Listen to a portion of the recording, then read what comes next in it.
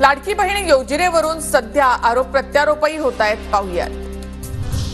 महिला आणि मुलींसाठी असलेल्या आधीच्याच योजनांवर कोट्यवधी रुपयांचा खर्च, मग लाडकी बहीण योजनेसाठी पैसा कुठून आणणार? सरकारच्या महत्त्वाकांक्षी योजनेबाबत वित्त विभागाकडून प्रश्न उपस्थित, टाइम्स ऑफ इंडियाच्या बातमीनंतर चर्चा सुरू।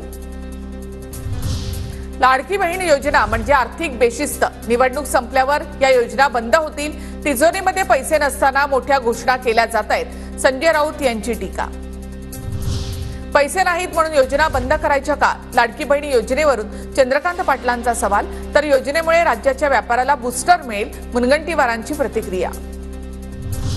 मनसेचा वापर भाजपने मराठी मतं फोडण्यासाठी केला, मराठी मतांमध्ये फूट पाडण्याचं पाप मनसेनं केलं, विधानसभेला सुद्धा हाच उद्देश दिसतोय। त्यांना लाडकी बहीण लाडक्या भावापेक्षा लाडक्या सुपाऱ्या जास्त प्रिय, अंबादास दानवेंचा राज ठाकरे यांच्यावर हल्लाबोल। लाडकी बहीण योजनेच्या पैशांमुळे अर्थव्यवस्थेला चालना मिळेल, सुधीर मुनगंटीवार यांचं उत्तर। महिला योजनेचे पैसे अमेझॉनवर नाही तर बाजारपेठेमध्ये खर्च करणार, मुनगंटीवार यांनी केलं कौतुक। मुख्यमंत्री शिंदेंनी घेतलेली लाडकी बहीण योजनेचा निर्णय योग्यच, कर्जाचा बोजा आहे म्हणून योजना राबवायच्या नाहीत असं नसतं, राऊतांच्या टीकेला खासदार नरेश म्हस्के यांचं उत्तर।